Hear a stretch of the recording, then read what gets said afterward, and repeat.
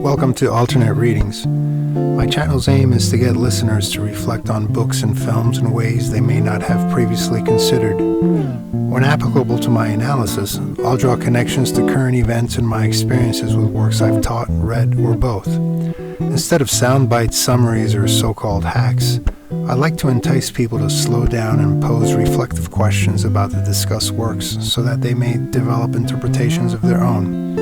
The texts of my posts are available on alternatereadings.substack.com. I also do the artwork and the music.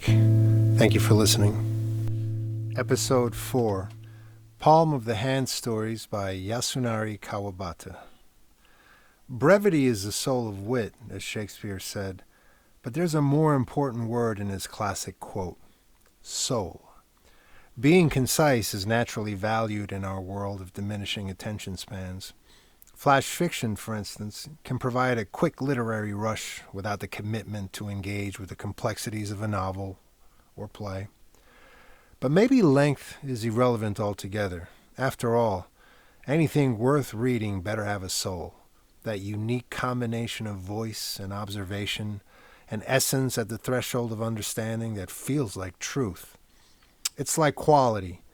No one can really define it, but people know it when they see it. Many modern flash fiction writers are clever and entertaining in their compositions. No word is extraneous, no punctuation is wasted. Every sentence justifies its existence in furtherance of the whole. Twists and surprises are welcome. Any jolt of stimulation will do. But I have to say that though I've enjoyed short fiction of this type, I often come away empty because few writers can be poetic. They lack the scope to take ideas beyond themselves. Enter Yasunari Kawabata, Japan's first Nobel laureate and a master of nuance. I was first introduced to his work many years ago through his novel Snow Country, which I need to reread. I recall that his descriptions put me entirely in the moment. I could abandon my expectations and appreciate the beauty and mystery of his prose. So when I learned that he had composed brief narratives over a period of 4 decades, I couldn't resist. I saw it as an opportunity to familiarize myself once again with his work. As I understand it, he began writing these short masterpieces in 1924, long before anyone came up with the term flash fiction. A compilation of his selected short works was translated into English by Lane Dunlop and J. Martin Holman and first published in 1988 as Palm of the Hand Stories. Now, I noticed that some reviewers complain that they are not really stories, but that is precisely why I love them. Kawabata makes you feel as though you are looking at a situation in ways that haven't occurred to you. His writing is an invitation to his consciousness, his sense of things. The brevity is not intended to save you time. On the contrary, it hints at something beyond it, an eternity that can only be experienced, not measured by the artificiality of what we call time. Plots are sequences of events. That is their fundamental definition. They're driven by conflict and have a clear beginning and end. But it's nice to remember that there are more things between heaven and earth than are dreamt of in your philosophy, as Hamlet reminds Horatio. Plots have a weakness, as I see it.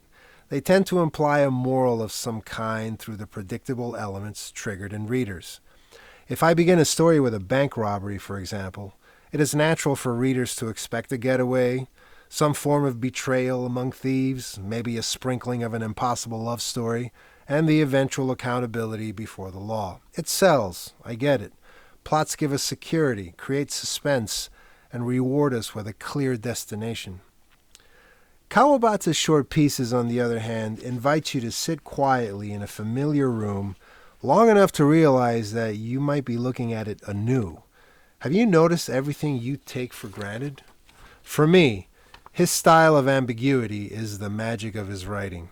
I can consider Kawabata's observations as presented, enjoy the elegance of his sentences, and then return for a rereading. That is always a sign that a master has done his best work, your desire to revisit it. With the caveat that these stories are from a different era and culture, I would like to quote one of his Palm of the Hand stories in its entirety so that you may see the possibilities explored in his writing. I used to read this piece to my writer's workshop classes, and it always made an impression. I hope you'll agree that Kawabata defies simple classification. So, set aside your preconceptions and give this collection a try. My selection is from 1924 and is entitled Canaries. Madam, I must break my promise and write a letter to you just one more time. I can no longer keep the canaries I received from you last year. My wife always cared for them. My only function was to look at them, to think of you when I saw them. You were the one who said it, weren't you? You have a wife and I have a husband. Let's stop seeing each other. If only you didn't have a wife.